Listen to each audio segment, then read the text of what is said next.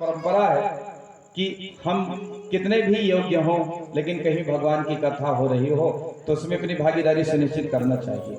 मैं व्यासपीठ पर बैठकर आपको कथा भले ही सुना रहा हूँ, लेकिन इसमें जितने भी लोग हैं सब अच्छे अच्छे योग्य लोग बैठे हुए हैं, सब कुछ जानने समझने वाले हैं। पर हमारी परंपरा है कि हम व्यासपीठ के द्वारा जो भी भगवान की कथा रसास्वादन करने का अवसर मिले करते हैं।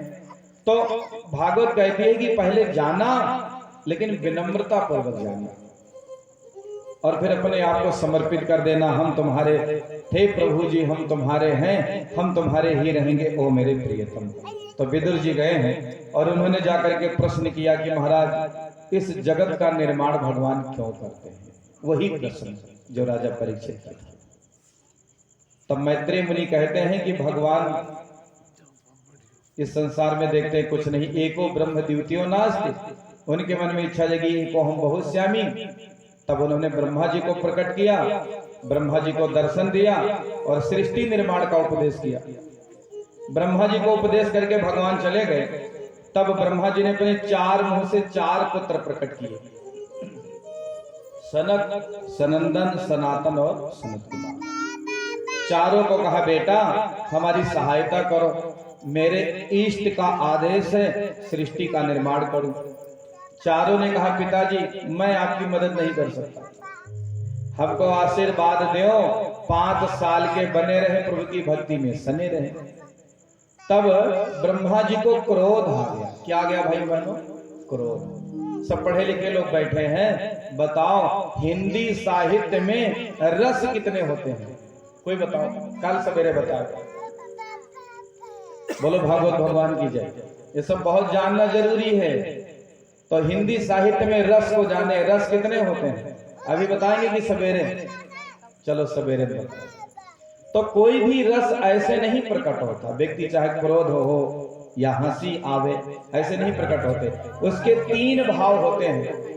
कितने भाव होते हैं भाइयों बहनों? 3 भाव। किसी भी रस को हमारे अंतर्मन में प्रकट होने के पहले 3 भाव प्रकट होते हैं, विभाव, अनुभाव तथा विभाव, अनुभाव तथा संचारी भाव के संयोग से उस रस का अस्थाई भाव पहले प्रकट होता है। तब वो तो क्रोध का अस्थाई भाव क्या है? बताओ बहन जी। बोलो भागवत भगवान की जय। हाँ सब जानकार हैं, लेकिन मौके पर कभी कभी हो जाता है, सब लोग भूल जाते हैं।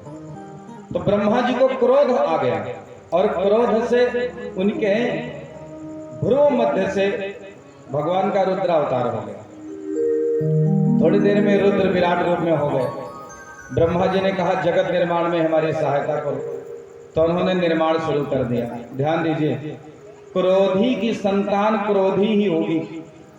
एक बहन जी आकर कहने लगी हमसे कि पंडित जी हमारा लड़का बहुत जिद्दी है। तो हमने कहा आपके स्वामी जी कहें उन्हों हैं।